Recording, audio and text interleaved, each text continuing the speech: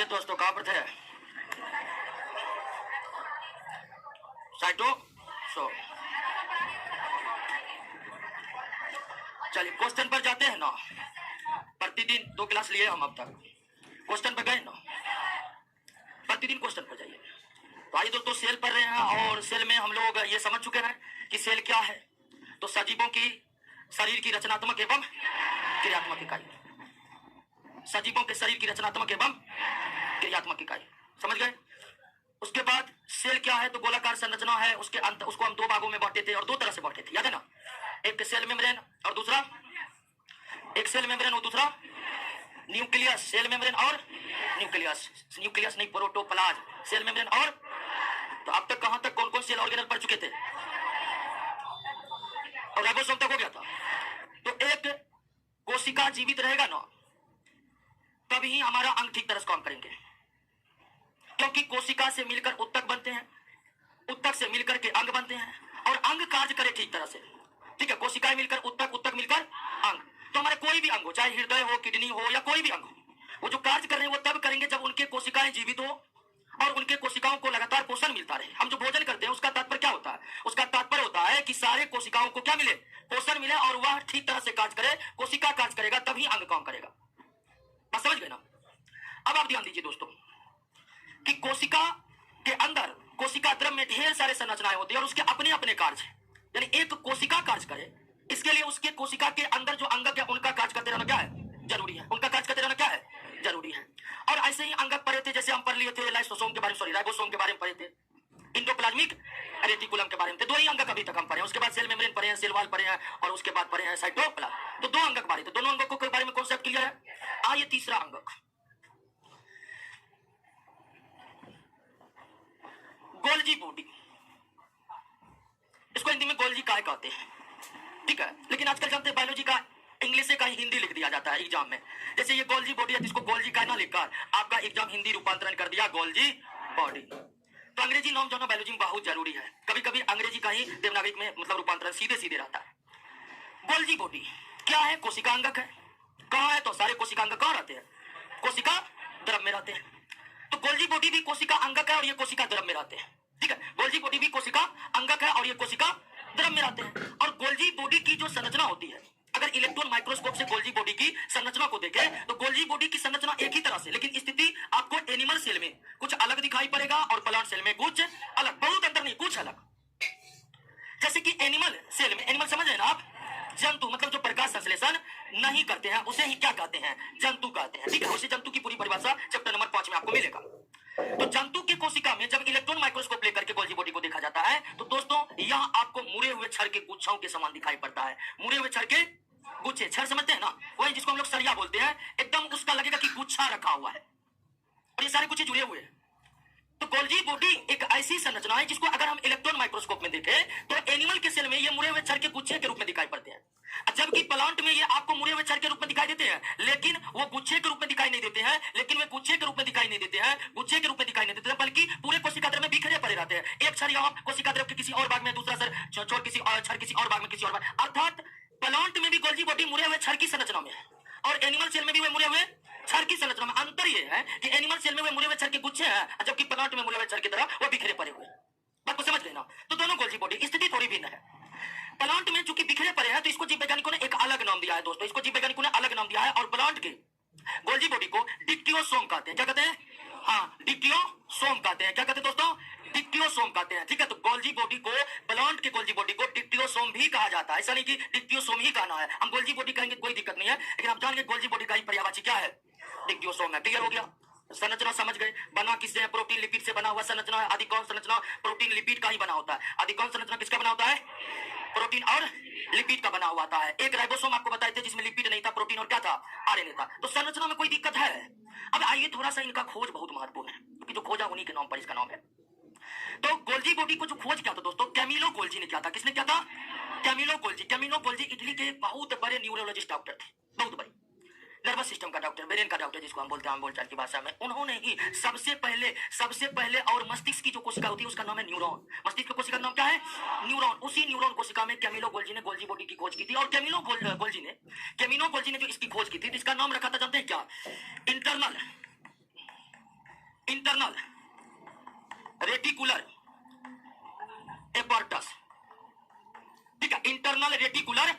एपरटस, internal reticular एपरटस रखा था किसने? लेकिन बाद में देखा गया कि गोल्जी बॉडी का बहुत बड़ा योगदान है इसको खोजने में, तो इंटरनल रेटिकुलर एपरटस, इंटरनल मतलब आंतरिक रेटिकुलर एपरटस का नाम बदल कर क्या रख दिया गया? गोल्जी बॉडी रख दिया गया। क्लियर हो गया? और गोल्जी बॉडी एक ऐसी संरचना है जिसकी बारे में संपूर्ण जानकारी आज भी क्लियर नहीं हुआ है। यानी गोल्जी बॉडी कोशिका के अंदर कौन कौन से कार्यों को अंजाम देते हैं, या यूं कहिए कि गोल्जी बॉडी के बारे में अभी संपूर्ण जानकारी निकलकर संपूर्ण जानकारी निकलकर नहीं आई है। अभी भी इन पर शोध हो रहे हैं और इनके कार्यों के बारे में पता लगाया जा रहा है। यानी गोल्जी बॉडी की संपूर्ण संरचना, संपूर्ण कार्य अब तक भी पता नहीं लगाया जी वैज्ञानिकों को। लेकिन कुछ कुछ कार्य का जो पता लगाया है दोस्तों गोल्जी बॉडी का, तो गोल्जी बॉडी के क्या क्या कार्य है? सबसे पहले गोल्जी बॉडी का एक कार्य क्लियर हुआ है कि कोशिका द्रव में किसी भी पदार्थ की अगर कमी हो जाए ना, मान लीजिए कोशिका द्रव के किसी भाग में जल की कमी हो जाए, मान लीजिए कोशिका द्रव के किसी भाग में प्रोटीन की कमी हो जाए, या कोई भी पोषक तत्व की कमी हो जाए, कोई भी खनिज लवणों की कमी हो जाए, तो वह उसका सेक्रेशन जानते हैं कहां से होता है? ठीक है, उसका सेक्रेशन कहां से होता है? गोल्जी बॉडी से होता है। कौन से होता है? मान लीजिए कि कोशिका है और कोशिका द्रव में प्रोटीन की कमी हो गई, तो प्रोटीन को स्रावित कर देगा कौन? Golgi body. लिपिड की कमी होगी, लिपिड स्रावित हो जाएगा कहां से? गोल्जी बॉडी से। तो हर एक पदार्थ जिसकी जरूरत है कोशिका द्रव में, उन पदार्थों को स्रावित करने की क्षमता इसमें। इसका नाम ही है सेक्रेशन ऑर्गेनल दोस्तों। इसका नाम क्या है दोस्तों? सेक्रेशन ऑर्गेनल, यानी कि इसको हिंदी में श्रवण अंगक कहते हैं। क्या कहते हैं दोस्तों? श्रवण अंगक कहते हैं। क्या कहते हैं दोस्तों? श्रवण अंगक कहते हैं, सेक्रेशन ऑर्गेनल, गोल्जी बॉडी। लेकिन सबसे बड़ा है कि ये इतने सारे पदार्थ को कैसे स्रावित करती है, इसी का पता अब तक नहीं लगा है। वैज्ञानिकों को मानना है कि दोस्तों, वैज्ञानिकों का मानना है कि गोल्जी बॉडी अगर इन सब चीजों को स्रावित करती है, इसका मतलब इन सब चीजों को वो स्टोर करती है, इस तब दोस्तों करते स्टोर करके रखता है, तब ना वो निकालता है अपने से। तो सेक्रेशन ऑर्गेनल के होने के कारण हम गोल्जी बॉडी को ये भी कह सकते हैं कि यह कोशिका द्रव में भिन्न भिन्न पदार्थों को क्या करती है? संग्रहित करती है, अंग्रेजी में पैकेजिंग करती है। गोल्जी बॉडी प्रमुख पैकेजिंग करने वाला ऑर्गेनल है। हालांकि ये पैकेजिंग करता है कि नहीं करता है, ये अभी जानकारी निकलकर सामने आना बाकी है। लेकिन ये तय मान रहे हैं जी वैज्ञानिक कि अगर सेक्रेशन करता है तो निश्चित ही पैकेजिंग करता होगा, क्योंकि बिना पैकेजिंग किए सेक्रेशन करना तो संभव नहीं है। क्लियर है? अगर आप चाहते हैं कि करोड़ों का अनाज बांटे, तो सबसे पहला जरूरी चीज क्या है? सबसे पहला चीज है कि आपको एक बड़ा गोदाम होनी चाहिए और उसमें संग्रह होना चाहिए, मतलब रखने का जगह होना चाहिए। गोदाम तो ये है स्ट्रक्चर देखे ना, एकदम मोटे मोटे छड़, स्टोरेज करने लायक लगा ना आपको वो स्ट्रक्चर। तो ये संग्रह करने वाला, पैकेजिंग करने वाला भी मुख्य ऑर्गेनल है और सेक्रेशन करने वाला भी मुख्य ऑर्गेनल है। दूसरा इसका भयानक काम आप समझिए। दूसरा काम, ये लाइसोसोम का निर्माण करता है। क्या करता है? इनमें इतनी क्षमता है कि ये गोल्जी बॉडी एक ऐसा कोशिका अंगक है जो एक अन्य कोशिका अंगक को बनाता है, उसका निर्माण करता है। अब तक जो आप राइबोसोम, एंडोप्लाज्मिक रेटिकुलम पढ़े थे, उसमें ये खूबियां थी, क्या वे कोई और कोशिका अंगक को बना रहे थे? लेकिन गोल्जी बॉडी इतनी मजबूत संरचना है कि एक और कोशिका अंगक को ये बनाने का कार्य करता है। वो कौन है? लाइसोसोम का निर्माण कोशिका द्रव में किसके द्वारा होता है? गोल्जी बॉडी के द्वारा होता है। किसके द्वारा होता है? गोल्जी बॉडी के द्वारा होता है। दूसरा महत्वपूर्ण काम। तीसरा काम से पहले एक काम आप याद कर लीजिए।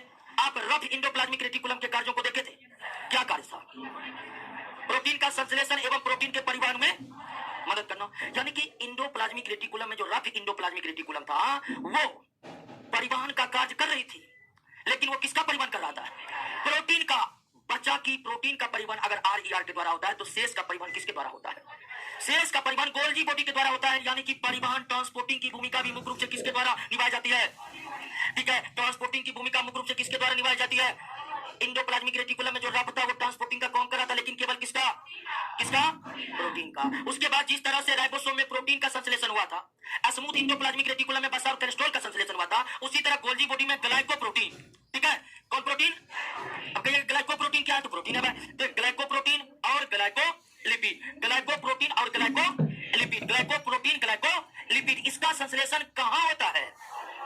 याद रखने में कोई दिक्कत नहीं होगा। जी से ग्लाइकोप्रोटीन, जी से गोल्जी बॉडी। क्या अगर परीक्षा में पूछ दे कि ग्लाइकोप्रोटीन ग्लाइकोलिपिड जैसे जैव अणुओं का संश्लेषण कोशिका के किस अंग के द्वारा होता है, तो एक मिनट इसका आपका क्लियर हुआ? यह कोशिका का मुख्य सेक्रेशन ऑर्गेनल है, यह कोशिका का मुख्य पैकेजिंग ऑर्गेनल है। ठीक है, कोशिका द्रव में लाइसोसोम का निर्माण गोल्जी बॉडी के द्वारा होता है। परिवहन का मुख्य कार्य गोल्जी बॉडी के द्वारा होता है, हालांकि कुछ परिवहन का कार्य एंडोप्लाज्मिक रेटिकुलम के द्वारा भी होता है। और ग्लाइकोलिपिड ग्लाइकोप्रोटीन जैसे जैव अणु बायोमोलिक्यूल्स का संश्लेषण कोशिका द्रव में किसके द्वारा होता है? गोल्जी बॉडी के द्वारा होता है। प्रोटीन का संश्लेषण राइबोसोम करता है, वसा और कोलेस्ट्रॉल का संश्लेषण स्मूथ एंडोप्लाज्मिक रेटिकुलम करता है। ग्लाइकोप्रोटीन ग्लाइकोलिपिड का संश्लेषण गोल्जी। क्लियर हुआ? गोल्जी बॉडी समझ गए? समझ गए दोस्तों। गोल्जी बॉडी को अगर इलेक्ट्रॉन माइक्रोस्कोप में देखें तो एनिमल सेल में वे मुड़े हुए कोशिकाओं के गुच्छों के समान नजर आते हैं, जबकि पौधों के कोशिका में ये मुड़े हुए छड़ की संरचना में बिखरे पड़े नजर आते हैं। गोल्जी बॉडी के निर्माण में भी वही जैव अणु भाग लेते जो एंडोप्लाज्मिक रेटिकुलम में भाग लेते, यानी कि प्रोटीन और लिपिड से मुख्य रूप से बनकर मिलकर ये बना होता है। इनके कार्यों का बारे में अभी पूरी जानकारी निकलकर सामने आना बाकी है। कोशिका का मुख्य सेक्रेशन ऑर्गेनल कौन है? गोल्जी बॉडी है। कोशिका का मुख्य पैकेजिंग ऑर्गेनल कौन है?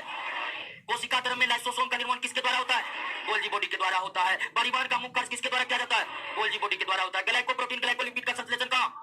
Golgi body. अब बस एक चीज जान लीजिए, उसका गोल्जी बॉडी खल्लास। गोल्जी बॉडी के संरचना का अध्ययन खोज तो कैमिलो गोल्जी किया था।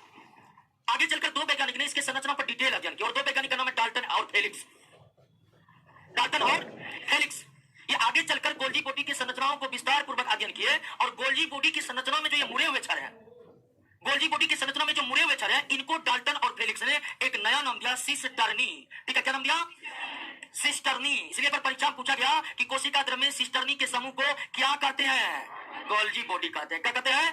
क्या ये क्वेश्चन पूछ सकता है कि गोल्जी बॉडी के संरचनाओं का सर्वप्रथम विस्तार पूर्वक अध्ययन करने वाले वैज्ञानिक कौन थे?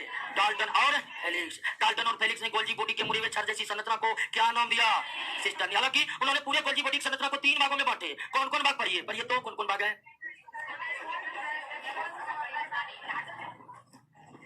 क्लियर? समझ गए? गोल्जी बॉडी में कोई दिक्कत? अब दोस्तों औकात नहीं है कि गोल्जी बॉडी के बारे में पूछेगा और आप जवाब नहीं दीजिएगा। इसके बाद गोल्जी बॉडी में क्या है? कुछ नहीं है। इसके बाद खोजे हुआ है दोस्तों। अगला अंगक है आपका लाइसोसोम। लाइसोसोम लाइसोसोम क्या है? तो कोशिका अंगक है। कहां रहता है? तो कोशिका की कोशिका द्रव्य में। हम अभी जितनी भी संरचनाओं को पढ़ रहे हैं वो सभी संरचनाएं, जितने भी कोशिका अंगक वाला संरचनाएं पढ़े, सभी संरचनाएं कोशिका द्रव साइटोप्लाज्म में स्थित है। अब कोशिका द्रव कहीं भूल तो नहीं गए हैं? ये बना दिए एक गोलाकार कोशिका, गोलाकार को हटा देते, गोलाकार बहुत बना लिए हैं। ठीक है, आयताकार बना लेते हैं। ठीक है, आयताकार। ये है दोस्तों कोशिका, क्योंकि इसे मान लिए हैं कोशिका। और कोशिका के बीच बीच में गोलाकार संरचना को रॉबर्ट ब्राउन ने क्या नाम दिया था दोस्तों? न्यूक्लियस। और यह है सेल मेम्ब्रेन। सेल मेम्ब्रेन के भीतर में जो कुछ भी है सब प्रोटोप्लाज्म जीव द्रव कहलाया। सेल मेम्ब्रेन के भीतर जो कुछ भी है सब क्या कहलाया? प्रोटोप्लाज्म कहलाया। और प्रोटोप्लाज्म को हम 2 भागों में बांटे थे, साइटोप्लाज्म और न्यूक्लियस। तो साइटोप्लाज्म यानी कि कोशिका द्रव दोस्तों, प्रोटोप्लाज्म का कोशिका द्रव जीव द्रव का वह हिस्सा है जो न्यूक्लियस और सेल मेम्ब्रेन के बीच में है, जो न्यूक्लियस और सेल मेम्ब्रेन के बीच में है। यही है दोस्तों आपका क्या? साइटोप्लाज्म यानी कि कोशिका द्रव। यही आपका क्या? कोशिका द्रव है। यही आपका क्या है दोस्तों? कोशिका द्रव। क्लियर हो गया? बात समझ गए ना? तो यहीं पर सारा सेल ऑर्गेनल है, यहीं पर एंडोप्लाज्मिक रेटिकुलम है, यहीं पर राइबोसोम है, यहीं पर लाइसोसोम रहेगा, यहीं पर गोल्जी बॉडी था। क्लियर हो गया ना? अब दिक्कत नहीं होगा। लाइसोसोम, लाइसोसोम जो है राइबोसोम की आकृति देखे थे? हालांकि वो बिना झिल्ली वाली एकमात्र आकृति थी, सबसे छोटी आकृति थी, लेकिन एक बात क्लियर है, थैली के समान आकृति थी। राइबोसोम को इलेक्ट्रॉन माइक्रोस्कोप से देखने पर वो कैसा दिखा था आपको? छोटी छोटी थैलियों के समान या छोटी छोटी थैलियों के गुच्छे। लाइसोसोम भी कोशिका द्रव्य में साइटोप्लाज्म की एक थैली ही है दोस्तों। लाइसोसोम भी थैली के समान दिखाई पड़ते हैं, लेकिन ये सारे कोशिकाओं की थैली एक समान नहीं होती है। जैसे हमारे फेफड़े की कोशिकाएं, उसके लाइसोसोम की थैली कुछ और है। फिर हम अपने यानी लीवर के कोशिकाओं के लाइसोसोम को देखेंगे तो वहां उसकी थैली की आकृति कुछ और है। यानी कि ये बहुरूपता दर्शाने वाली संरचना है। ये कैसी संरचना है? लाइसोसोम को इलेक्ट्रॉन माइक्रोस्कोप से देखने पर यह कोशिका द्रव्य में छोटी छोटी थैलियों के समान दिखाई पड़ते हैं, लेकिन किसी कोशिका में इसकी थैली वर्गाकार, किसी थैली में त्रिभुजाकार, यानी कि बहुरूपता दर्शाने वाली संरचना। और इस लाइसोसोम की जो थैली है दोस्तों, झिल्ली वाली थैली है, यानी इसके ऊपर झिल्ली पाई जाती है। बिना झिल्ली वाली एकमात्र कोशिका यानी सेल ऑर्गेनल कौन था? राइबोसोम। बाकी इंडोप्लाज्मिक रेटिकुलम पर वो झिल्ली वाली थी, गोल्जी बॉडी भी झिल्ली वाली और ये भी झिल्ली वाली। तो इस थैली को राइबोसोम से ज्यादा कंपेयर मत करिएगा। राइबोसोम की थैली से बड़ी है, भिन्न भिन्न कोशिकाओं की थैली भिन्न भिन्न है, और यानी कि ये बहुरूपता को दर्शाता। अभी इसके थैली में दोस्तों, इसके थैली में बहुत ही पावरफुल एंजाइम पाया जाता है। अब पावरफुल करे तो मतलब ये नहीं कि कोशिका के संबंध में आप उसका अर्थ लगाइएगा। तो इस लाइसोसोम की जो थैली है, इस थैली में बहुत ही पावरफुल अर्थात शक्तिशाली एंजाइम पैक रहता है। वो भी 20 से 21 प्रकार का, एक प्रकार का नहीं, 20 से 21 प्रकार का। और जितने भी एंजाइम पावरफुल इस लाइसोसोम की थैली में बंद रहता है, उस थैली को सम्मिलित रूप से हाइड्रोलाइटिक एंजाइम कहते हैं। क्या कहते हैं? हाइड्रोलाइटिक एंजाइम कहते हैं। Hydrolytic enzyme. तो लाइसोसोम की थैली में जो बंद रहता है उसे क्या कहते हैं? बंद रहता है जो एंजाइम, उसको सम्मिलित रूप से क्या कहते हैं? हाइड्रोलाइटिक। देखिए एक मिलता जुलता वर्ड है हाइड्रोक्लोरिक, तो क्लोरिक नहीं है, लाइटिक है। हाइड्रोलाइटिक एंजाइम रहता है इस लाइसोसोम के थैली में। अब आइए कि ये क्या काम करते हैं। गोल्जी बॉडी का काम क्लियर है ना? यानी कि काम पढ़ते पढ़ते कामों का बोझ इतना हो कि सारा काम उतर जाए, ऐसा नहीं ना है। रिवीजन करना दोस्तों बहुत जरूरी है, ठीक है? रिवीजन करना बहुत जरूरी है और घर पर बैठकर पढ़ना बहुत जरूरी है दोस्तों, क्योंकि रिवीजन करिएगा आप घर पर बैठकर, यहाँ तो पढ़ते हैं आप, और रिवीजन करना भी आपको आसान बना दी। सिर्फ क्वेश्चन याद करना, सारा क्वेश्चन याद हो गया, टॉप कर गए, ठीक है? तो अब जानिए कि इनके कार्य क्या है। लाइसोसोम का पहला मुख्य कार्य होता है कि जब भी कोशिका में कोई खतरनाक वायरस प्रवेश कर गया, खतरनाक बैक्टीरिया प्रवेश कर गया, उस खतरनाक सूक्ष्म जीवों से कोशिका को बचाने की जिम्मेदारी किस पर है? लाइसोसोम को है। जैसे कोई खतरनाक चीज घुसा या कोई पॉइजनस चीज कोशिका में गया, लाइसोसोम तुरंत उस पर छोड़ देता क्या, और इस एंजाइम इतना पावर है कि उसको खत्म कर देता दोस्तों। तो ये हानिकारक सूक्ष्म जीवों से कोशिका की सुरक्षा करता है। कोई पॉइजनस चीज चला गया तो उन पॉइजनस चीज के प्रभाव को कम से कम करता है। आप जानते हैं कि लीवर के कोशिका में अन्य अंगों की तुलना में बहुत ज्यादा लाइसोसोम पाया जाता है। जैसे हमारे ढेर सारे अंग, फेफड़ा है, किडनी है, छोटी आंतें, बड़ी आंतें वगैरह वगैरह, सभी अंग कोशिकाओं से बने और उनमें लाइसोसोम है। लेकिन लीवर की जो कोशिकाएं हैं उसमें लाइसोसोम की संख्या शरीर के अन्य अंगों की कोशिकाओं की संख्या से काफी अधिक रहता है। इसलिए जानते हैं लीवर एक ऐसा अंग है हमारे शरीर में जो विषैले पदार्थ को विषहीन करने में सक्षम, विषहीन करने का काम करता है।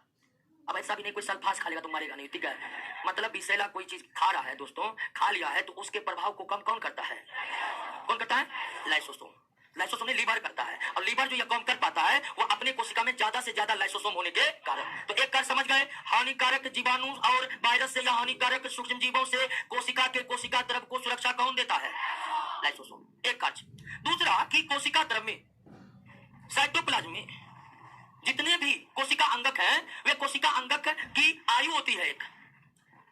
मान लीजिए कि राइबोसोम है, तो राइबोसोम जो है कुछ समय के बाद खत्म हो जाएंगे, फिर उसके जगह नया राइबोसोम कोशिका बन जाएंगे। यानी प्रत्येक कोशिका अंगक की अपनी एक आयु होती है, जिसके बाद वो क्या हो जाते हैं? मृत हो जाते हैं। और जो पता है कि ऑर्गेनॉइड वाला सेल ऑर्गेनल है, वे अपने आप नए बनते जाते हैं, पुराने मृत हो जाते हैं। तो कोशिका द्रव में वे कोशिका अंगक जो मृत हो गए हैं, उनका तो कोशिका के अंदर कोई कार्य नहीं है। तो कोशिका द्रव में स्थित मृत कोशिकांग को, मृत सेल ऑर्गेनल को या लाइसोसोम जो है डाइजेस्ट कर देता है, और फिर वह डाइजेस्ट होकर वो डाइजेस्ट होकर के वह मृत कोशिका अंगक कोशिका के क्या हो जाते हैं? बाहर हो जाते हैं। और इस कार्य का नाम है अंतः कोशिकीय पाचन। अंतः कोशिकीय पाचन, internal cellular digestion. Internal cellular digestion, अंतः कोशिकीय पाचन, ठीक है? कोशिका अंगकों को, मृत कोशिका अंगक का निपटान जिस विधि से कोशिका द्रव में होता है उसका नाम इंटरनल सेलुलर डाइजेशन है। यह भी पूछ सकता है क्वेश्चन कि इंटरनल सेलुलर डाइजेशन क्या है? ये एक वो प्रक्रिया है, वो प्रोसेस है जिसके तहत कोशिका द्रव में मृत कोशिका अंगकों का निपटान होता है। और ये कार्य कौन करते हैं? लाइसोसोम। दो कार्य क्लियर हुआ। तीसरा कार्य काफी महत्वपूर्ण है। हर कोशिकाओं की भी अपनी एक आयु होती है दोस्तों। जिस तरह कोशिका अंगक की एक आयु होती है जो मिनटों से लेकर घंटों तक होती है, दिनों तक होती है, तो उसी तरह एक कोशिका की भी अपनी एक आयु होती है। आरबीसी कोशिका की आयु कितनी होती है? आरबीसी कोशिका की आयु 120 दिन के बाद आरबीसी मृत हो जाएंगे, फिर नए आरबीसी बनेंगे। तो हर कोशिकाओं की अपनी एक आयु होती है। और जब कोशिका अपनी आयु पूरी कर लेते हैं तो वे मृत कैसे होते हैं आपको पता है? जब कोशिका अपनी आयु पूरी कर लेते हैं तो आयु पूरी करते ही कोशिका द्रव का जो लाइसोसोम की थैली है वो फट जाता है। लाइसोसोम की थैली से फट जाने के कारण ये जो इसका पावरफुल हाइड्रोलाइटिक एंजाइम है ये पूरे कोशिका द्रव में फैल जाता है और शुरू कर देता क्या? और उसके बाद क्या मृत क्या जीवित सारे कोशिका अंग खत्म हो जाते हैं। और सबसे आश्चर्यजनक बात यह है कि हाइड्रोलाइटिक एंजाइम से खुद लाइसोसोम अपनी भी सुरक्षा नहीं कर पाता है, ये भी खुद अपने ही एंजाइम के प्रभाव से क्या हो जाते हैं? मृत हो जाते हैं। और इस तरह से एक कोशिका का निपटान हो जाता है। यानी एक कोशिका को मृत होने में भी मदद कोशिका का कौन सा कोशिका अंग करता है? इस खास गुण होने के कारण लाइसोसोम को आत्महत्या की थैली कहा जाता है, सुसाइड बैग कहा जाता है, क्योंकि कोशिका अपने जीवन लीला की समाप्ति इसी सुसाइड बैग को विस्फोट करके लेती है दोस्तों। क्लियर हो गया, समझ गए। लाइसोसोम झिल्लीदार थैली है, राइबोसोम की तरह नहीं है, राइबोसोम से बड़ा भी है इसकी आकृति। भिन्न भिन्न कोशिकाओं में लाइसोसोम की थैली एक जैसी नहीं होती है, अर्थात ये बहुरूपता दर्शाने वाला कोशिका अंगक है। ये लाइसोसोम की खासियत है कि लाइसोसोम की थैली में 20-21 प्रकार के शक्तिशाली एंजाइम पाए जाते हैं, जिसको सम्मिलित रूप से क्या कहते हैं, इसी हाइड्रोलाइटिक एंजाइम की मदद से लाइसोसोम कोशिका के लिए 3 महत्वपूर्ण काम कर पाते हैं। हानिकारक सूक्ष्म जीवों से कोशिका को बचाए रखते हैं, मृत हो चुके कोशिका अंगक का निपटान करते हैं, अर्थात इंटरनल सेलुलर डाइजेशन का कार्य करते हैं, और जब कोशिका आयु पूरी कर लेते हैं तो उन्हें मृत होने में भी मदद करते हैं, जिसके कारण लाइसोसोम को क्या कहा जाता है, आत्महत्या। क्लियर हो गया, अगली संरचना पर आ जाए। क्लियर होना चाहिए दोस्तों, समझना बहुत जरूरी है, और आप सिर्फ समझने पर ध्यान देंगे, क्योंकि क्वेश्चन का टेंशन एकदम नहीं लेना है। वही क्वेश्चन आएगा जो क्लास में करवाएंगे। टोटल कितना क्वेश्चन रखा होगा जानते हैं? 20,000। रोशन सर और मेरा नोट का टोटल क्वेश्चन काहे से हो रहा है? अरे हल्ला मत करिए, जाइए कहिएगा जनरेटर को लगातार चलने दीजिए जब तक मेरा क्लास है। लाइन कट रहा आ रहा है, ये बड़ी गड़बड़ सिचुएशन है, या तो मैं काट दूं क्या? नहीं, अरे जाके बोलो जी, फोन कर रहा है। आगे क्लियर हो गया, 2 कोशिका संरचना क्लियर हो गया। गोल्जी बॉडी लाइसोसोम में कोई दिक्कत नहीं ना?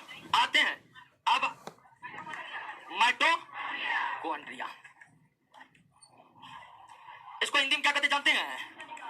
सूत्र कणिका कहते हैं, सूत्र कणिका, माइटोकॉन्ड्रिया। और माइटोकॉन्ड्रिया जो है ना, वो जंतु कोशिका की सबसे बड़ा कोशिका अंगक है, एनिमल सेल का। प्लांट सेल का हम जब बात करते हैं, ठीक है, प्लांट सेल का जब हम बात करते हैं तो उसमें माइटोकॉन्ड्रिया से बड़ी एक संरचना है, लेकिन एनिमल सेल में माइटोकॉन्ड्रिया से बड़ा कोई संरचना नहीं है, एनिमल सेल में। तो माइटोकॉन्ड्रिया जंतु कोशिका का सबसे बड़ा कोशिका अंगक है, हालांकि पौधों की कोशिका में माइटोकॉन्ड्रिया से बड़ा कोशिकीय संरचना मौजूद है, जो हम ठीक इसके बाद पढ़ने वाले हैं दोस्तों। माइटोकॉन्ड्रिया, माइटोकॉन्ड्रिया की आकृति जो है, दूसरी बात की डबल लेयर मेम्ब्रेन का होता है। कितने लेयर? Double layer membrane. अब तक जितनी आपको उसकी संरचना पढ़े थे, सब में सिंगल लेयर झिल्ली थी। इंडोप्लाज्मिक रेटिकुलम पर एक लेयर झिल्ली, राइबोसोम पर कोई झिल्ली नहीं, गोल्जी बॉडी में एक लेयर झिल्ली, लाइसोसोम में एक लेयर झिल्ली, लेकिन माइटोकॉन्ड्रिया में डबल लेयर झिल्ली होता है। डबल लेयर यानी कि यह दोहरी झिल्ली से बनी हुई संरचना है दोस्तों। कितनी लेयर की बनी होती है? दोहरी। और दूसरी बात जानते हैं कि इसकी आकृति पल पल बदलते रहती है,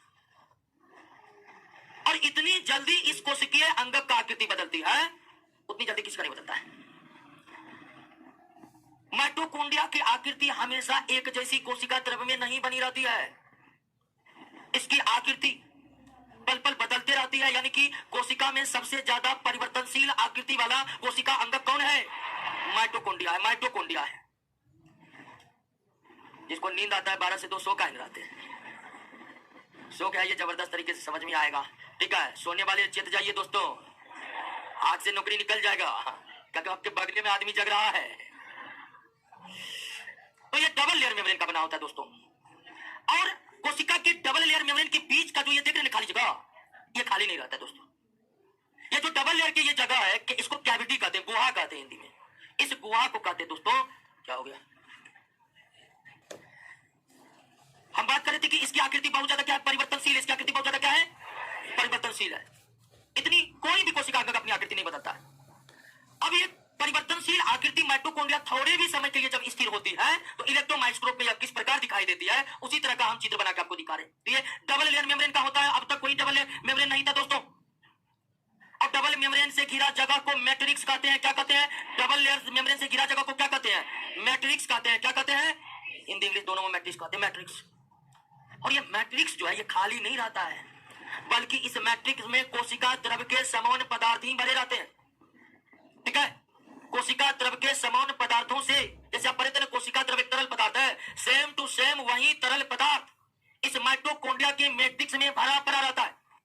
और तो और दोस्तों, इसमें आरएनए नामक संरचना रहती है, इनमें डीएनए नामक संरचना रहती है, ठीक है। इनमें राइबोसोम जो पढ़े थे ना, वो पाया जाता है, और लेकिन वो 70S वाला राइबोसोम माइटोकॉन्ड्रिया में पाया जाता है। तो ये बहुत ही विकसित कोशिकीय संरचना है। अभी तक जो आप पढ़े endoplasmic reticulum, ribosome, Golgi body, lysosome, उसकी तुलना में ये काफी ज्यादा विकसित है। इसके जो मैट्रिक्स में है इसमें ढेर सारे पदार्थ है ऐसे ऐसे जो अन्य किसी कोशिका अंगक में नहीं है। माइटोकॉन्ड्रिया तो इसमें कोशिका द्रव के समान पदार्थ भरे रहते हैं और कोशिका द्रव के समान पदार्थ में आरएनए, डीएनए जैसे महत्वपूर्ण आपको आरएनए और डीएनए जैसे महत्वपूर्ण जैव अणु भी मौजूद रहता है। दूसरी संरचना में इसको समझने वाली है कि इसके भीतरी झिल्ली से, ठीक है, इसके भीतरी झिल्ली से, ठीक है, इसके भीतरी झिल्ली से उभार की समान संरचनाएं निकली हुई रहती है। इस तरह से इलेक्ट्रॉन माइक्रोस्कोप से माइटोकॉन्ड्रिया के देखने पर माइटोकॉन्ड्रिया का जो इनर मेम्ब्रेन है, ठीक है, आउटर मेम्ब्रेन और इनर मेम्ब्रेन है, उस इनर मेम्ब्रेन से जगह जगह पर उभार या उंगली के समान संरचनाएं निकली दिखाई पड़ती है। माइटोकॉन्ड्रिया के भीतरी झिल्ली से, इनर मेम्ब्रेन से उभार अथवा उंगली के समान जो संरचनाएं निकली रहती है उसको दोस्तों कहते हैं क्रिस्टी। क्या कहते हैं? क्रिस्टी कहते हैं उसे। अंदर को मैस्ट्रिक्स और क्रिस्टी। अब ये क्रिस्टी बहुत ही महत्वपूर्ण संरचना है। क्रिस्टी बहुत ही महत्वपूर्ण संरचना, बहुत ही महत्वपूर्ण संरचना है।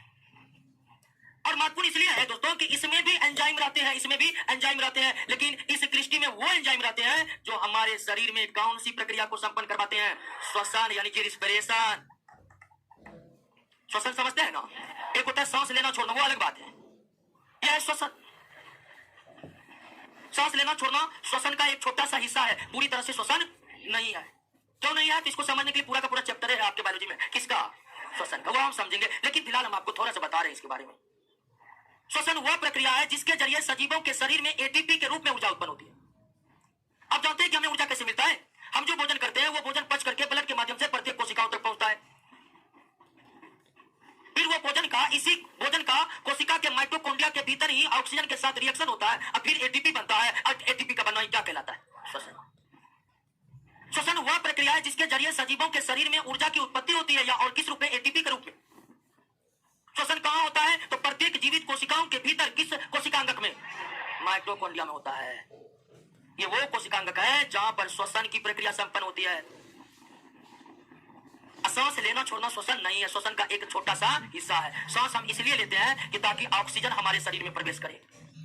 सांस हम सभी गैस लेते हैं ना, वायुमंडल में जो कुछ भी है सब सांस ले लेते हैं, लेकिन जब बात आती है श्वसन का तो इसमें ऑक्सीजन का इस्तेमाल होता है और किसी गैस का नहीं। तो अब सांस इसलिए लेते हैं कि शरीर में ऑक्सीजन पहुंचे, वो ऑक्सीजन कोशिकाओं में जाए और फिर कौन सी प्रक्रिया संपन्न हो?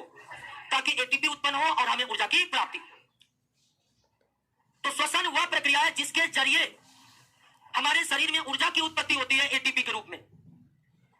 श्वसन की प्रक्रिया कहां होती है? तो एक सजीव के शरीर की जीवित कोशिकाओं में होती है। और कोशिकाओं में कहां होती है श्वसन? तो माइटोकॉन्ड्रिया में होती है। और माइटोकॉन्ड्रिया में ही क्यों होती है? तो श्वसन को संपन्न होने के लिए विशेष प्रकार के एंजाइम जरूरी है। आप जानते हैं वायरस एक ऐसा जीव है जिनमें एंजाइम नहीं, इसलिए वायरस में श्वसन भी नहीं होता है।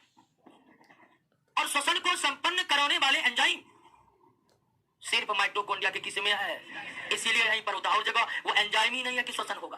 तो माइटोकॉन्ड्रिया का मुख्य काम है कि क्या कंप्लीट करवाना, और श्वसन के दौरान क्या बनता है? ऊर्जा बनता है। किस रूप में बनता है? और बना हुआ सारा एटीपी इसी माइटोकॉन्ड्रिया के भीतर संचित रहता है। ये ऊर्जा को तो बनाता है और ऊर्जा को स्टोर करके रखता है, जिसके कारण इसे कोशिका का क्या कहते हैं? पावर हाउस कहते हैं। क्या कहते हैं दोस्तों? Power house. चूंकि श्वसन की प्रक्रिया यहीं पर संपन्न होती है और श्वसन के दौरान निर्मित एटीपी का यहीं पर स्टोर होता है। गोल्जी बॉडी स्टोर कर रहा था, लेकिन एटीपी का नहीं। एटीपी का स्टोर कौन करेगा? क्योंकि यही बनता है। ये एटीपी बनाने की फैक्ट्री भी है और गोदाम भी। ठीक है, समझ गए? इसको क्या कहते हैं? Power house. तो माइटोकॉन्ड्रिया के बारे में दो चार चीजों ना बहुत जरूरी है। एक कि डबल लेयर मेम्ब्रेन का, दो कि इसके भीतर डीएनए राइबोसोम जैसे कोशिकांगक मौजूद है जो अन्य में नहीं है, दो ये परिवर्तनशील आकृति है, तीन कि यहां पर श्वसन संपन्न होता है और इसलिए ये अन्य कोशिका अंगकों से ज्यादा महत्वपूर्ण है। क्लियर है? और ये किसके बना होता है? ये भी लिपिड और प्रोटीन का बना होता है। और प्रोटीन बनाने की जिम्मेदारी किसको है जानते हैं? राइबोसोम। लेकिन माइटोकॉन्ड्रिया को राइबोसोम के प्रोटीन कोई लेना देना नहीं है, क्योंकि कुछ राइबोसोम को अपने पास खरीद रखा है। जब भी माइटोकॉन्ड्रिया की जरूरत होती है, लाइसोसोम इसके भीतर, राइबोसोम इसके भीतर में ही है, प्रोटीन खुद बनाने लगता है। यानी कि ये एक ऐसा कोशिका अंगक है जो अपने निर्मित होने के लिए जो प्रोटीन चाहिए उसका निर्माण खुद कर सकता है, क्योंकि इस माइटोकॉन्ड्रिया के भीतर में क्या है? राइबोसोम है। लेकिन कौन? 70S माइटोकॉन्ड्रिया कौन? राइबोसोम।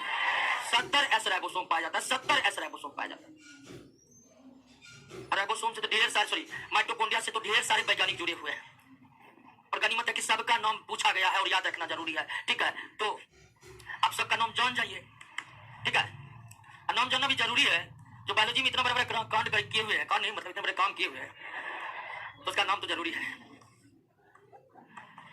कांड करना मतलब निगेटिव वर्ड हो जाता, नहीं नकारात्मक भाव होता है। अच्छा, एक नंबर पाइए। एक नंबर में आपको नाम याद रखना है रिचर्ड ऑल्टमैन का। दूसरा नाम याद रखना है बेंडा का, ये जीव वैज्ञानिकों के नाम है। अगला नाम याद रखना है किंग सबरी।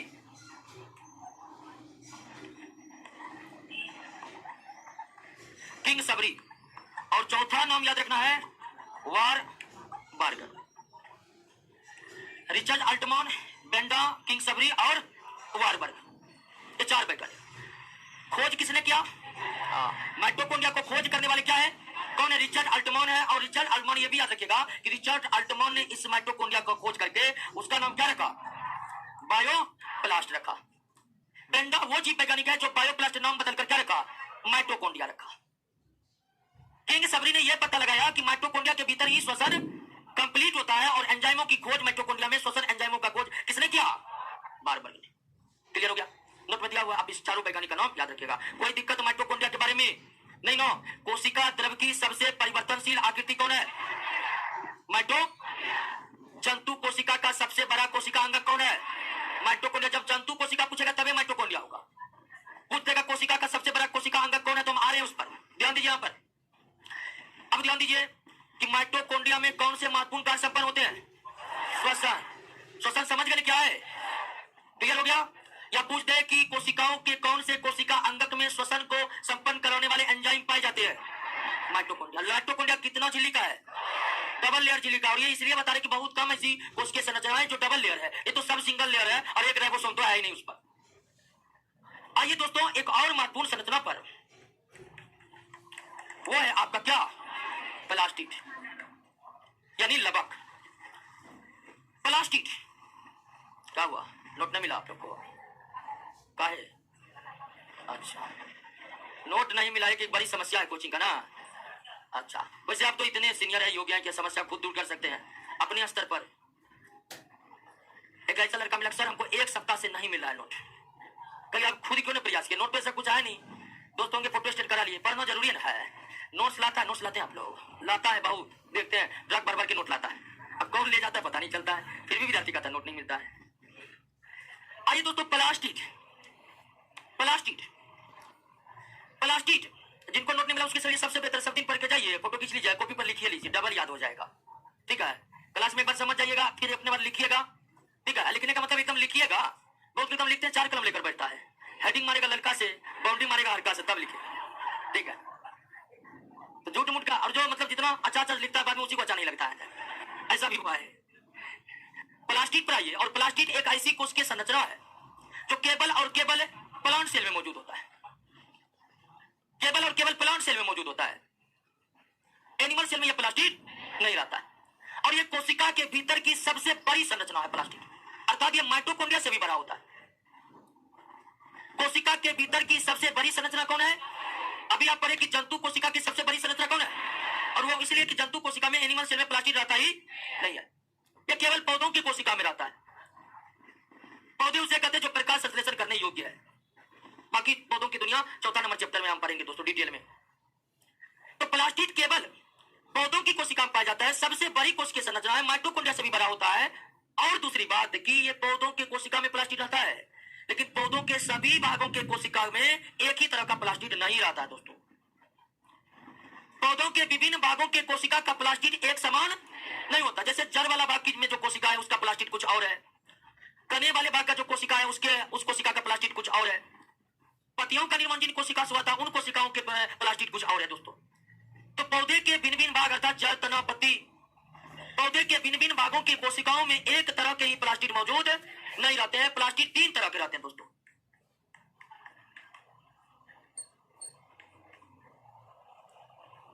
कितने प्रकार के प्लास्टिड होते हैं? 3 प्रकार के। सबसे महत्वपूर्ण है कोलेरो प्लास्ट। क्रोमोप्लास्ट, दूसरा है क्रोमोप्लास्ट और तीसरा है ल्यूकोप्लास्ट। तो प्लास्टिड कितने प्रकार के होते हैं? 3 प्रकार के। क्या पौधों के सभी भागों के कोशिका में एक ही तरह के प्लास्टिड मौजूद है? नहीं। कितने तरह के? 3 तरह के। अब ये भी जान लीजिए कि किस भाग के कोशिका में कौन सा प्लास्टिड है। पौधे के जो भाग हरे रंग के हैं उन भागों के कोशिका में कौन प्लास्टिड? क्लोरोप्लास्ट है। पौधे के समस्त हरे भागों के कोशिकाओं में कौन सा प्लास्टिड? क्लोरोप्लास्ट। हरे रंग के अतिरिक्त अन्य जो भी रंग है, उदाहरण फलों के रंग को आप देखते हैं कुछ अलग, फूलों के रंग को कुछ अलग, कलियों का रंग कुछ अलग, तो हरे रंग के अतिरिक्त अन्य जो भी रंग वाले अंग है पौधे में, उनके कोशिकाओं में कौन सा प्लास्टिड? क्लोरोप्लास्ट। मुख्य रूप से फल और फूलों के कोशिकाओं में। अब पौधे के ऐसे भाग जो सूर्य के प्रकाश से वंचित रह जाते हैं, जैसे जड़ हो गया, जड़ भूमिगत तनाव, जैसे आलू तनाव है लेकिन वो भी मिट्टी के अंदर रहता है और सूर्य के प्रकाश से दूर रहता है, तो पौधे के वे समस्त भाग जो सूर्य के प्रकाश से वंचित है, जड़ हो गया, भूमिगत तनाव हो गया, उन भागों के कोशिका में कौन सा प्लास्टिड? ल्यूकोप्लास्ट पाया जाता है।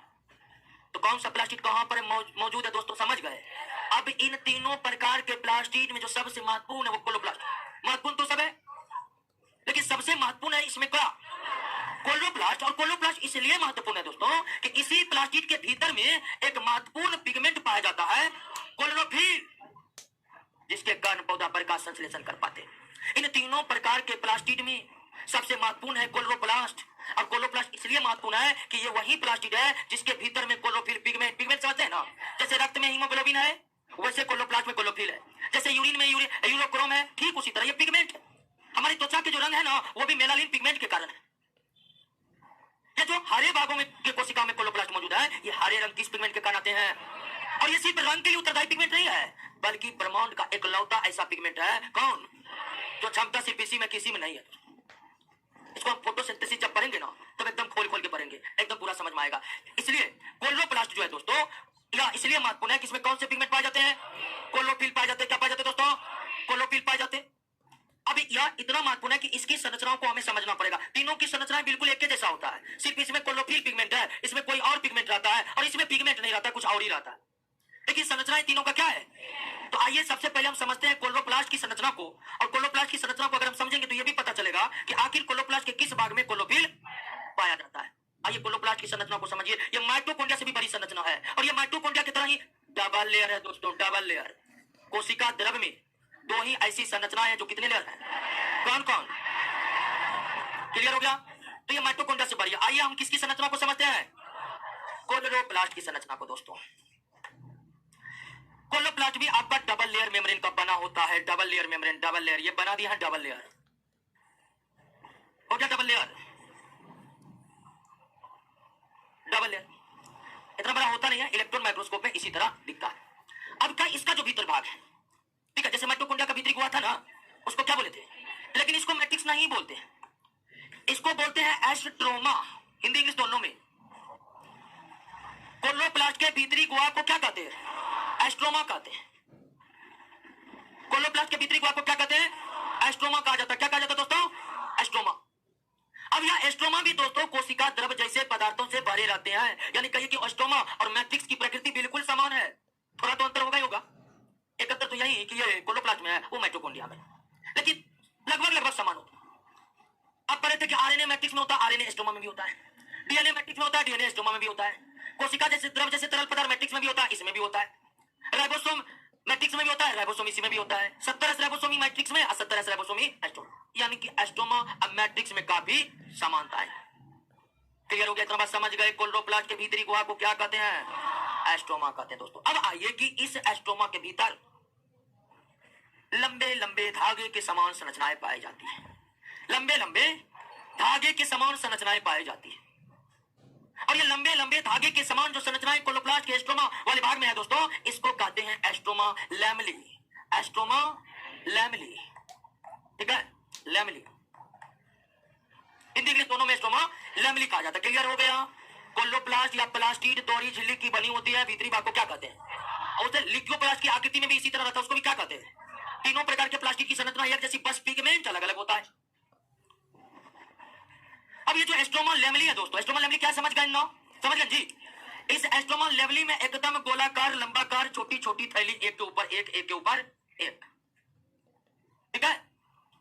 एस्ट्रोमा लेमली से लगे हुए छोटे छोटे गोलाकार थैली एक के ऊपर एक, एक के ऊपर एक रखा रहता है। आप ये समझ रहे हैं, एक के ऊपर एक, एक के ऊपर एक का मतलब क्या हुआ? चाउमीन लिट्टी की दुकान में देखते हैं प्लेट के ऊपर प्लेट, देखा प्लेट के ऊपर प्लेट, प्लेट के ऊपर प्लेट। ठीक उसी तरह इलेक्ट्रॉन माइक्रोस्कोप में थैली के ऊपर थैली, थैली के ऊपर थैली दिखाई पड़ता है प्रत्येक एस्ट्रोमा लेवली में, यानी कि कोई एक एस्ट्रोमा लेवली में, प्रत्येक एस्ट्रोमा लेवली में थैली के ऊपर थैली, थैली के ऊपर थैली जैसी संरचना दिखाई पड़ती है। एस्ट्रोमा लेवली में जो ये थैली के समान संरचनाएं दिखाई पड़ती है दोस्तों, इसे कहते हैं थैलेक्वाइड। थैली को कहते हैं थैलेक्वाइड, थैली को कहते हैं थैलेक्वाइड। याद रखने में कोई दिक्कत नहीं होगा, अब दिक्कत भी होगा तो भी याद रखना पड़ेगा, समझे कि नहीं समझे? तो थैलेक्वाइड। अब थैलेक्वाइड देख रहे हैं, एक के ऊपर एक, एक थैलेक्वाइड, फिर उसके ऊपर दूसरे थैलेक्वाइड, तीसरे थैलेक्वाइड, चौथे थैलेक्वाइड, पांचवें, यानी थैलेक्वाइड के ऊपर थैलेक्वाइड। तो थैलेक्वाइड के गुच्छों को ग्रेनम कहते हैं। क्या कहते हैं? ग्रेनम कहते हैं। और इसी थैलेक्वाइड के थैली के भीतर पाया जाता है क्या? कोलोरोफिल पाया जाता है। यानी कि कोलोरोप्लास्ट के एस्ट्रोमा वाले भाग में एस्ट्रोमा लेमली से जुड़े थैलेक्वाइड के थैली के भीतर क्या पाए जाते हैं? कोलोरोफिल पाए जाते हैं। एक दो कोलोरोफिल नहीं पाए जाते हैं, ढेर सारे कोलोरोफिल होता है एक के पैकेट में, और एक पैकेट में जितना भी कोलोरोफिल आता है उसको सबको सम्मिलित रूप से क्वांटासोम कहते हैं। क्या कहते हैं? कोलोरोफिल के समूह को क्या कहते हैं? क्वांटासोम। कोलोरोफिल कहां पाया जाता है? थैलेक्वाइड में पाया जाता है। कहां पाया जाता है? तो क्या आप कोलोरोप्लास्ट की संरचना को समझ लिए? समझ लिए ना? माइटोकॉन्ड्रिया की तरह ही यतौरी झिल्ली का होता है, लेकिन माइटोकॉन्ड्रिया से बड़ा होता है। मैट्रिक्स के समान ही इसमें सारे पदार्थ भरे रहते हैं, अर्थात प्लास्टिड के एस्ट्रोमा वाले भाग में या कोलोरोप्लास्ट के एस्ट्रोमा वाले भाग में राइबोसोम है, डीएनए है, प्रोटीन है, आरएनए है, कोशिका द्रव के समान पदार्थ भरे हुए। भागों की समान संरचना को एस्ट्रोमा लेमली कहते हैं, उससे जड़े थैली के समान संरचना को थैलेक्वाइड कहते हैं, और थैलेक्वाइड के समूह को ग्राना कहते हैं, और थैलेक्वाइड के थैलेक्वाइड के थैली के भीतर ही बंद है क्या? कोलोरोफिल। क्या एक थैलेक्वाइड में एक ही कोलोरोफिल होते हैं? हो सकते हैं, लेकिन अधिकांश में एक से कहीं ज्यादा होते हैं। सबको सम्मिलित रूप से क्या कहते हैं? क्वांटासोम। क्लियर हो गया? बात समझ गए? और इसी प्लास्टिड के भीतर दोस्तों, इसी के भीतर फोटोसिंथेसिस संपन्न होता है। ये जो कोलोरोप्लास्ट देख रहे हैं ना, इसे पौधा का रसोई घर कहते हैं, क्योंकि फोटोसिंथेसिस का रिएक्शन इसी कोलोरोप्लास्ट के भीतर में एस्ट्रोमा और थैलेक्वाइड के भीतर संपन्न होता है। क्लियर हो गया? बात समझ गए? कोई दिक्कत नहीं ना है? तो कोलोरोप्लास्ट समझ गए। अब क्रोमोप्लास्ट, पौधे में हरे रंग के अतिरिक्त अन्य कोई भी रंग है उसके लिए जिम्मेदार पिगमेंट किस प्लास्टिड में रहता है?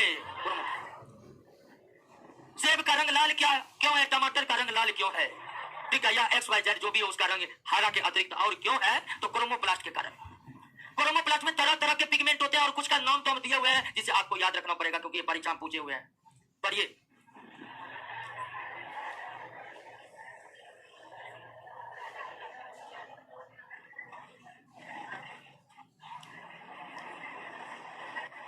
कोई दिक्कत नहीं होगा? नहीं होगा? पूछ देता है कभी कभी, टमाटर का लाल रंग क्या है? टमाटर के लाल रंग का कारण तो लाइकोपिन क्या है? वो क्लोरोफिल की तरह ही एक पिगमेंट है, जो कहां पाया जाता है? क्रोमोप्लास्ट में पाया जाता है। बात को समझ गए ना? अब तीसरा था क्या? लिकोप्लास्ट। लिको जो उन भागों में मौजूद था जो भाग पौधे के सूर्य के प्रकाश से या प्रकाश से क्या था? और लिकोप्लास्ट का काम है भोजन का क्या करना? संचय करना। स्टोर भोजन का क्या करना? संचय। नींदे पढ़ रहे हैं, ठीक है जी, कैसे होगा? आप भी चश्मा आप भी कर रहे हैं, ठीक है, इसको कर रहे हैं, सो के बोल रहा है, आंख बंद है बोल रहा है, ध्यान करके बोलते हैं क्या? आइए दोस्तों, तो लिकोप्लास्ट के बारे में जानते हैं। तो लिकोप्लास्ट का जो ये पूरा गोदाम है, थैलेक्वाइड है, उसमें कोई पिगमेंट रहता है। लिकोप्लास्ट अपने थैलेक्वाइड में एकदम विभिन्न प्रकार के भोजन को पैकेज करके रखता है। आप जानते हैं पौधों में पैकेजिंग, भोजन को पैकेज करना बहुत महत्वपूर्ण काम है।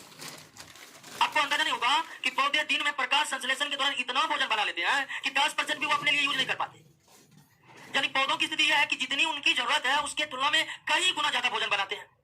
भर दिन सूरज का प्रकाश है, भर दिन खाना बनते रहता है। जबकि पौधों को उतनी ज्यादा एनर्जी की जरूरत है नहीं जितनी जंतु को है। पौधों को अपना जीवन व्यतीत करने में बहुत कम ऊर्जा चाहिए, इसीलिए पौधा जानते हैं, पौधा एक बार सांस लेता है ना तो उसके बाद भूल जाता है सांस फिर लेना है क्या। क्यों? तो उसमें श्वसन की प्रक्रिया बहुत धीमी होती है पौधों में। क्यों? तो उन्हें ऊर्जा की जरूरत बहुत कम है।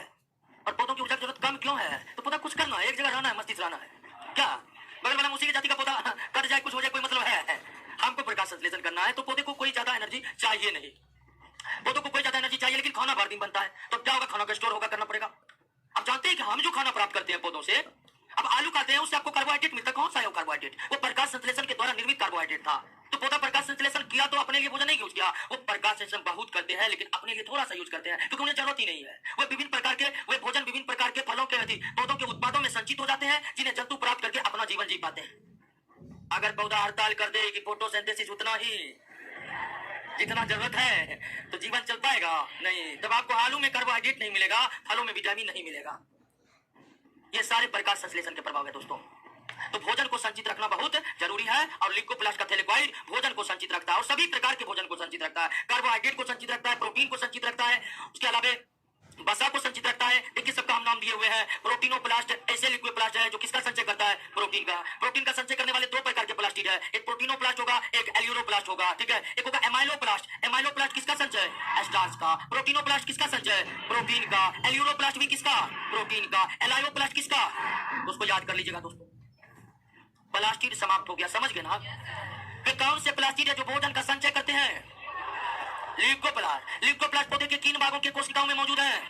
वो भाग जो सूर्य के प्रकाश से मुख्य रूप से जड़ और भूमिगत क्लियर है।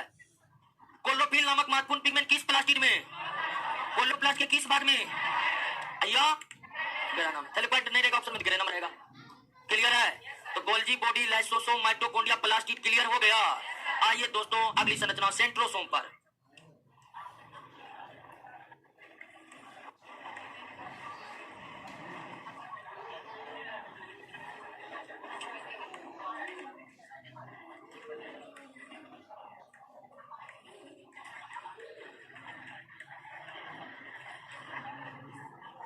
सेंट्रोसोम इसका हिंदी में क्या कहते हैं?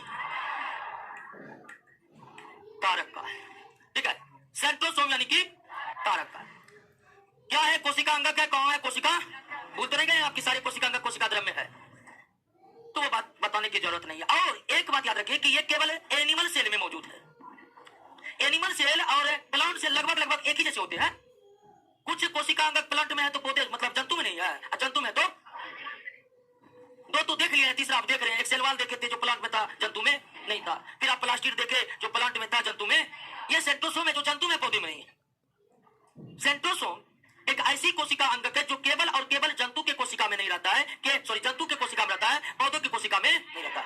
इलेक्ट्रॉन माइक्रोस्कोप से इसकी आकृति को अगर देखेंगे दोस्तों तो कुछ इस तरह दिखाई देगा, ठीक है।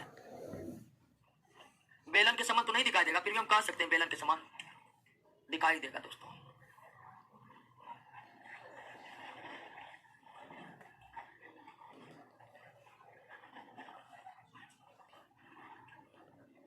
क्या बना रहे पता है? ये इस तरह से सेंट्रोसोम और इस सेंट्रोसोम के दोनों किनारे पर दोस्तों वृत्ताकार मार्ग में इस तरह की संरचनाएं बनी रहती है।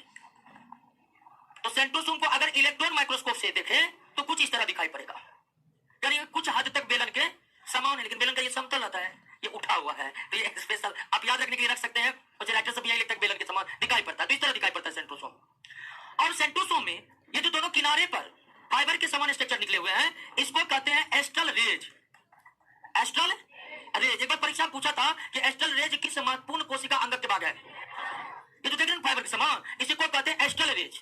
और ये बड़ी विडंबना है कि इसको क्यों कहते हैं, इसका कोई तर्क नहीं है, बस वैज्ञानिकों ने नाम रख दिया इसलिए कहते हैं, और कोई दूसरा तर्क है नहीं है, ठीक है। एस्ट्रल रेज कहते हैं। अब इस एस्ट्रल रेज के भीतर में दोस्तों दो गोलाकार गोलाकार संरचना पाए जाते हैं, और सेंट्रोसोम के भीतर जो दो गोलाकार संरचना पाए जाते हैं उसे सेंट्रियोल कहते हैं दोस्तों। क्या कहते हैं दोस्तों? सेंट्रियोल कहते हैं। उसे क्या कहते हैं? सेंट्रियोल कहते हैं। उसे क्या कहते हैं? सेंट्रियोल कहते हैं। क्लियर हो गया? अब यह क्या करता है कार्य? ये कोशिका विभाजन में मदद करता है। किसमें? और कोशिका विभाजन क्या है समझे थे ना? पुराने कोशिकाओं से नए कोशिका का निर्माण होना ही क्या कहलाता है? कोशिका विभाजन कहलाता है, ठीक है। पुराने कोशिका से नए कोशिका का निर्माण होना क्या कहलाता है? ठीक है। सबसे पहले यह पता विर्चो ने लगाया था, रुडोल्फ विर्चो ने लगाया था दोस्तों, ठीक है, कि नए कोशिका की उत्पत्ति पुराने कोशिकाओं से होती है, और जिस प्रोसेस से होती है उसी को कोशिका विभाजन कहते हैं, जिसमें मदद करता है कौन? सेंट्रोसोम मदद करता है। यानी किसी कारण कोशिका विभाजन होता है। तो क्या आप जाने कि पौधों की कोशिका में सेंट्रोसोम नहीं होता, तो क्या पौधों की कोशिका विभाजन नहीं करते? करते हैं, वो भी जंतु की कोशिका की तुलना में बहुत ज्यादा। क्या पौधों और जंतु में वृद्धि होती देखे हैं? पौधों में बड़ी तेज वृद्धि होती है, ठीक है। बांस और कदम के पेड़ तो इतने ज्यादा तेजी से वृद्धि करते हैं कि इधर उधर से घूम कर आइए पता चलेगा कदम के पेड़ आपकी ऊंचाई को पार कर गया क्या? तो पौधे काफी तेज वृद्धि करते हैं, तो पौधे की कोशिका में ये सेंट्रोसोम नहीं होता है। इसका मतलब ये नहीं कि उसमें कोशिका विभाजन नहीं होता, होता है। ये जंतु के कोशिका में कोशिका विभाजन में मदद करने वाला ठीक है, अब आइए अंतिम कोशिका अंगक। अंतिम कोशिका अंगक है दोस्तों,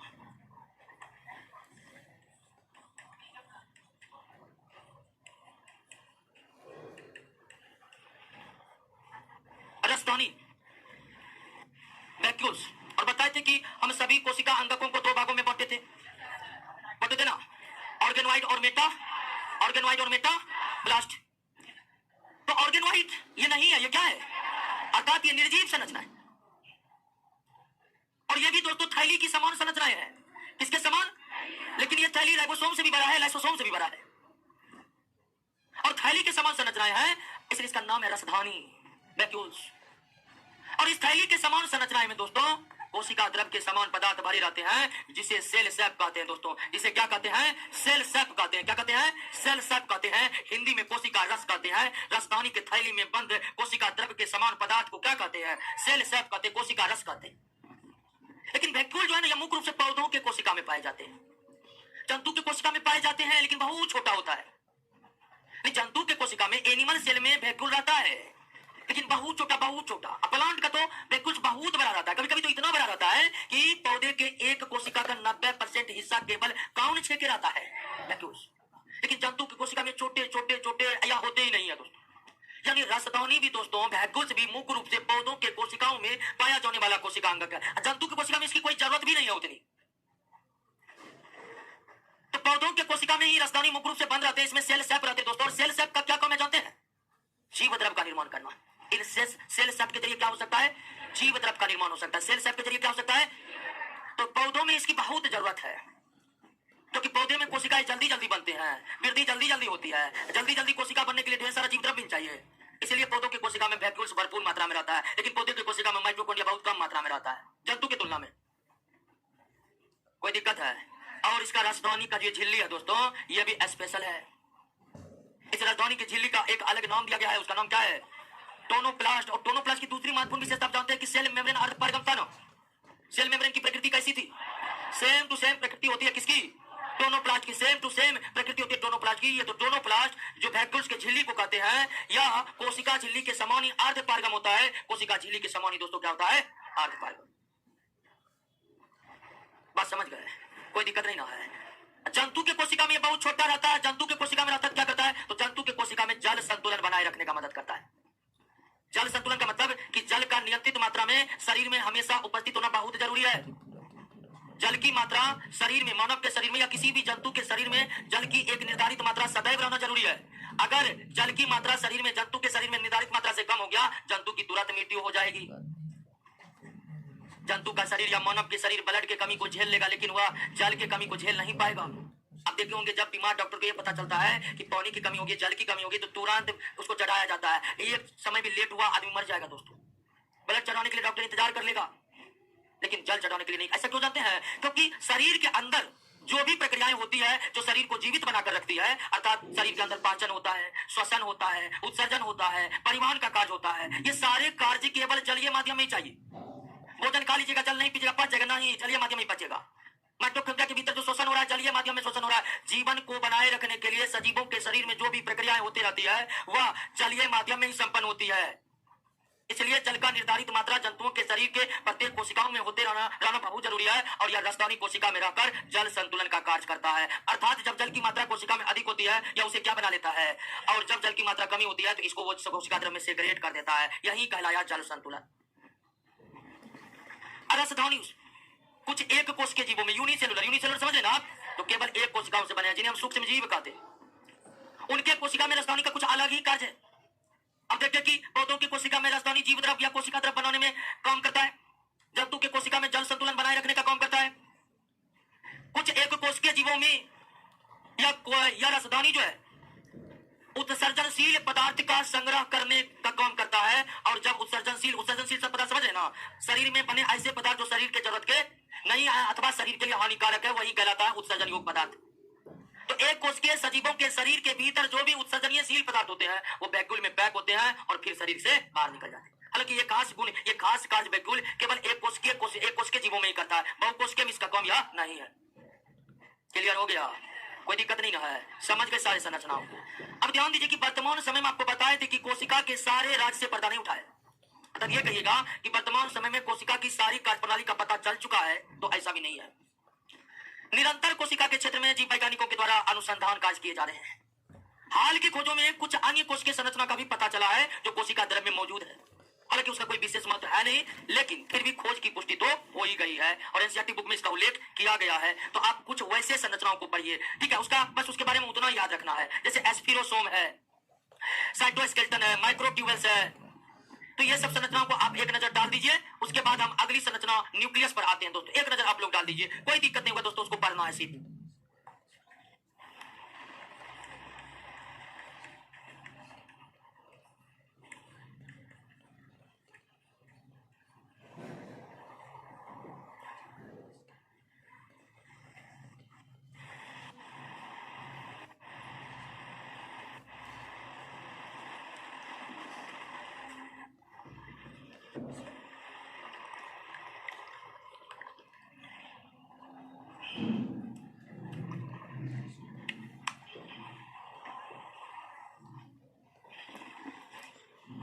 पढ़ लिए, कोई दिक्कत नहीं ना?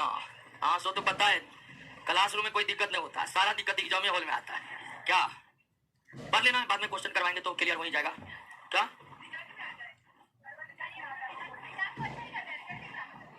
अरे जो पढ़ता है उसको पता चल जाता है कि एग्जाम, अब जो पढ़ा ही नहीं उसको क्या पता अच्छा गया खराब गया। आप पढ़े हैं, पूरा तैयारी किया है, तो कभी कभी आता है कहने के लिए कि जानल क्वेश्चन गलबल हो गया। इस तरह की दिक्कत हम कर रहे हैं, ठीक है। एग्जाम अच्छा कैसे जाता है? एग्जाम अच्छे जाता है तो रिजल्ट आएगा, रिजल्ट आएगा नहीं आएगा, तैयारी किया विद्यार्थी अगले दिन बोलेगा कि मेरा रिजल्ट होगा कि नहीं होगा। क्या जी? जिसका तैयारी फूल पूर्व है उसको परीक्षा देने के बाद अंदर से दिल से आवाज हो जाता है तुम टॉपर है।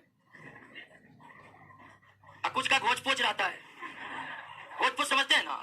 हाँ, मगध भाषा का ही शब्द है, ठीक है, ठीक है। जीग जाग शब्द इंग्लिश में आता है, उसके लिए क्या जाता है। तो उसको रिजल्ट होने के बाद पता चलता अच्छा रिजल्ट आ गया, हमको तो भरोसा नहीं था। तो ऐसे भी होते हैं कुछ है, ठीक है। कुछ इस कैटेगरी का होता है, क्वेश्चन आउट हो गया था, किसी का रिजल्ट नहीं होगा, ठीक है, किसी का हो ही नहीं सकता है रिजल्ट। सरकारी नौकरी होना आज के दौर में संभव है ना है। तो इस तरह से कभी बात मार्केट में चलते रहता है, ठीक है। एक आपको फैलाएगा, क्वेश्चन आउट होगा, आपको मिल जाएगा इस तरह से। तो ये सबसे दोस्तों बच के रहिए।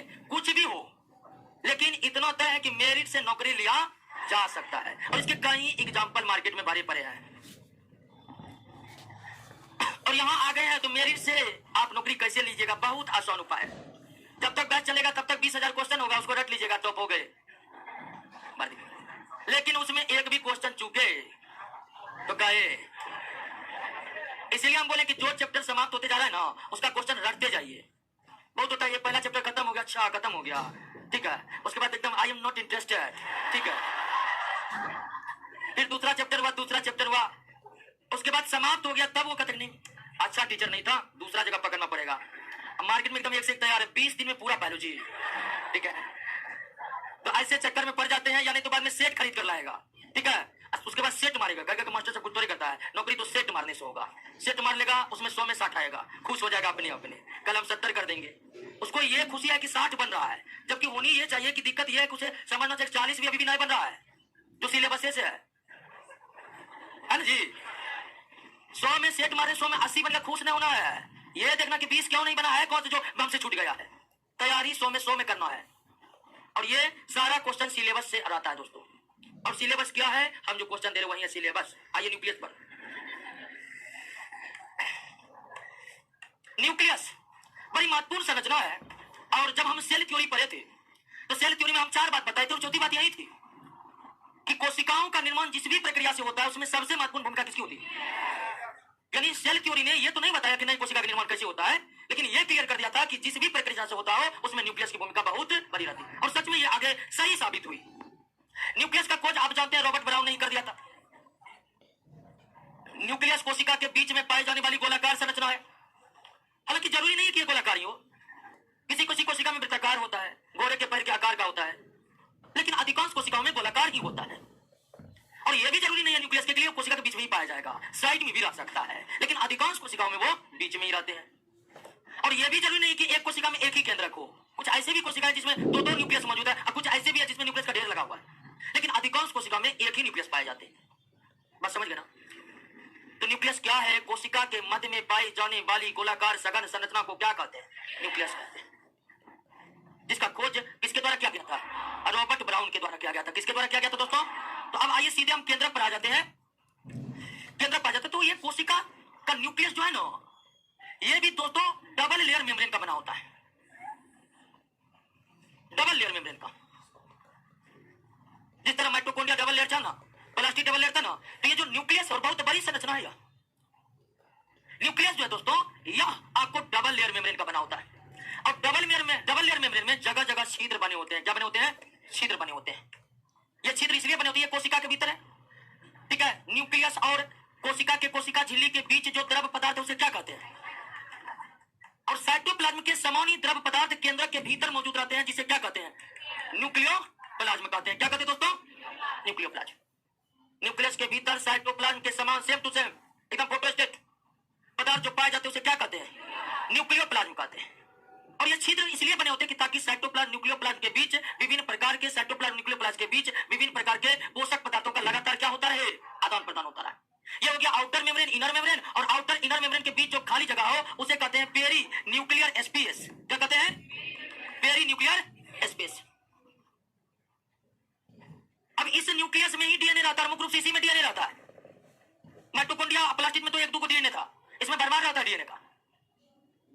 अब इस न्यूक्लियस के अंदर जो महत्वपूर्ण संरचना है दोस्तों, इस न्यूक्लियस के अंदर जाल के समान ढेर सारी संरचनाएं मौजूद रहती है। जाल के समान ढेर सारी संरचनाएं, और जाल के समान इस संरचना को क्या कहते हैं जानते हैं? क्रोमेटिन नेटवर्क कहते हैं। क्या कहते हैं? क्रोमेटिन नेटवर्क कहते हैं दोस्तों। क्या कहते हैं? क्रोमेटिन नेटवर्क कहते हैं। क्रोमेटिन नेटवर्क कहते हैं दोस्तों। क्या कहते हैं?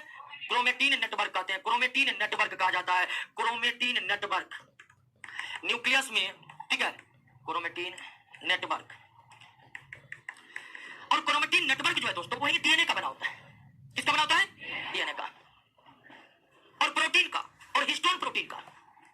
तो न्यूक्लियस के भीतर की जो सबसे महत्वपूर्ण संरचना है, यह जाल की समान संरचना है, जिसे क्रोमेटिन नेटवर्क कहा जाता है। यह chromatin network histone protein, non histone protein, DNA, RNA से बने होते हैं। और यह इतनी महत्वपूर्ण संरचना इसलिए है कि यही क्रोमेटिन नेटवर्क कोशिका विभाजन के समय क्षार के समान संरचनाओं में तब्दील होते हैं। किसके समान संरचनाओं में तब्दील होते हैं? क्षार के समान संरचनाओं में तब्दील होते हैं। क्षार के समान संरचनाओं में तब्दील होते हैं। और जब क्रोमेटिन नेटवर्क क्षार के समान संरचनाओं में तब्दील होते हैं, तब उसे कहते हैं क्रोमोसोम कहते हैं। क्या कहते हैं? क्रोमोसोम कहते हैं, गुणसूत्र कहते हैं। और गुणसूत्र वो इकाई है, वो भाग है दोस्तों, जो माता पिता के गुणों को ढोकर उनको बच्चों में क्या करते हैं? हस्तांतरित करते हैं। ये गुणसूत्र का निर्माण किससे होता है? क्रोमेटिन नेटवर्क से होता है। कब होता है? कोशिका विभाजन के समय होता है। ये गुणसूत्र क्या है? ये गुणसूत्र जो है डीएनए और नॉन, क्योंकि क्रोमेटिन ही गुणसूत्र बना है, तो जिन जिन चीजों से क्रोमेटिन बना उन्हीं चीजों से कौन बना रहेगा? अब क्रोमेटिन किससे बना हुआ है? तो उसी से क्या बना है? तो क्रोमोसोम में डीएनए, और उसी डीएनए के टुकड़े को जीन कहते हैं, और जीन के माध्यम से गुणों का एक पीढ़ी से दूसरे पीढ़ी को, यही सबसे महत्वपूर्ण है। क्रोमेटिन भी, चालिका भी, सारे क्रोमेटिन नेटवर्क जितने न्यूक्लियस के न्यूक्लियोप्लाज्म में है, सब एक्टिव नहीं रहते हैं।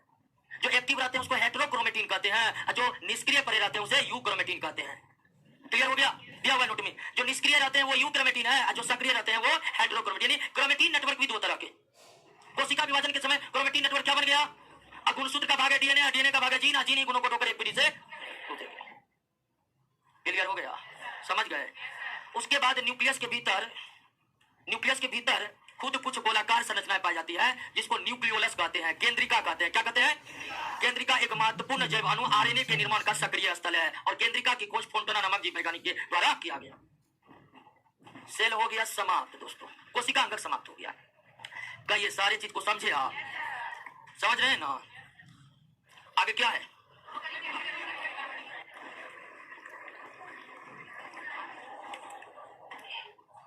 कोशिका समझ गए?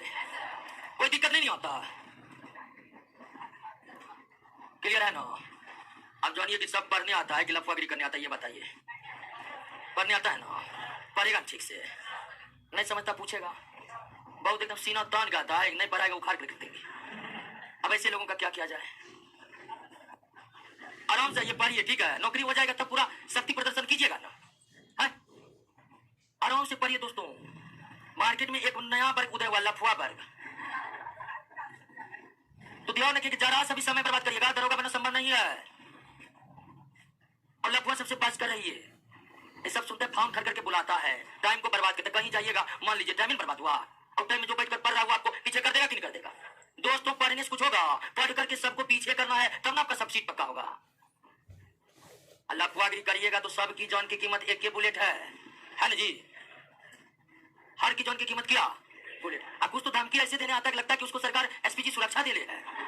ठीक है, ठीक है, तो धमकी तमकी आराम से पढ़िए, नहीं तो भारत में तो ये आदमी को नहीं मारा जा सकता है। एक प्रधानमंत्री क्योंकि उन्हें एसपीजी सुरक्षा है, और दूसरा राष्ट्रपति क्योंकि वो महामहिम है। नहीं तो किसी को कभी भी कुछ भी किया जा सकता है। जाइए दोस्तों, अगले क्लास में मिलिए।